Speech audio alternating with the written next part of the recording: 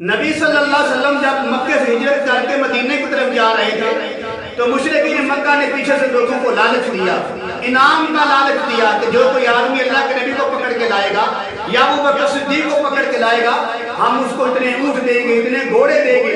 لوگوں کو لالچ دیا۔ اسی لالچ کے اندر چند آدمی اللہ کے نبی کے پیچھے لگے، نبی کا تعاقب کیا۔ وہ الگ بات ہے کہ میرے پیغمبر کو کوئی پا نہ سکا۔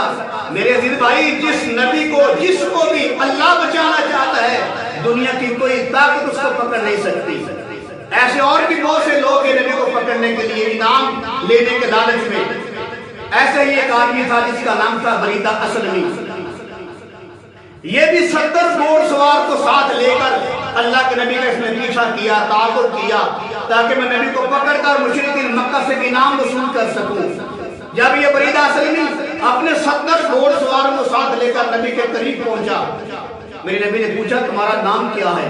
اس نے کہا میرا نام بریدہ ہے۔ پھر نبی نے پوچھا تمہارے قبیلے کا نام کیا ہے؟ آپ کس قبیلے سے ہو؟ تو بریدہ نے کہا میرا قبیلے کا نام اسلمی ہے۔ جب اس نے کہا میرے قبیلے کا نام اسلمی ہے، پھر اللہ کے پاک پیغمبر نے ابو بکر صدیق کی طرف دیکھا تو فرمایا سلمنا یا ابو بکر، اے ابو بکر انشاءاللہ ہم سلامت رہیں گے۔ جب یہ بات ہوئی پھر وہ بریدہ پوچھتا ہے کہ بتاؤ آپ کا نام کیا ہے؟ تو میرے عزیز بھائی، جب یہ بریدہ نے پوچھا نا کہ بتاؤ آپ کا نام کیا ہے، پھر میرے کملی والے نے بڑے مخصوص انداز میں آنکھوں میں آنکھیں ڈال کر فرمایا بریدہ انا محمد بن عبداللہ رسول اللہ صلی اللہ علیہ وسلم، میں جو ہے عبداللہ کا بیٹا محمد ہوں لیکن میں اللہ کا رسول ہوں۔ جب اللہ کے پیغمبر نے یہ جملہ بولا، وہ نہ جانے کون سی گھڑی تھی، کون سا وقت تھا، کتنی نصیبوں والی گھڑی تھی، کتنی قسمت والا وقت تھا۔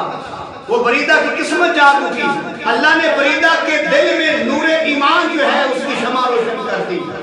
جب بریدہ کو اللہ کے نبی نے فرمایا انا محمد بن عبداللہ رسول اللہ صلی اللہ علیہ وسلم، میں اللہ کا پیغمبر ہوں، تو بریدہ سن کر فوراً کہتے ہیں اشہد ان لا الہ الا اللہ واشہد ان محمد عبدہ ورسولہ، میں گواہی دیتا ہوں کہ آپ واقعتاً اللہ کے سچے رسول ہیں۔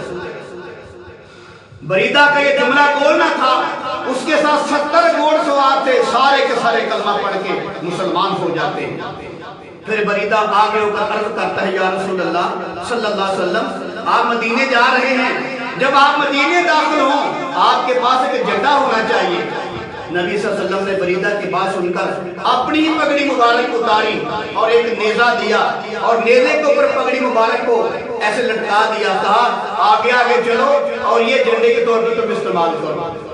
سبحان اللہ، نبی صلی اللہ علیہ وسلم کی پگڑی مبارک جھنڈا بن گئی۔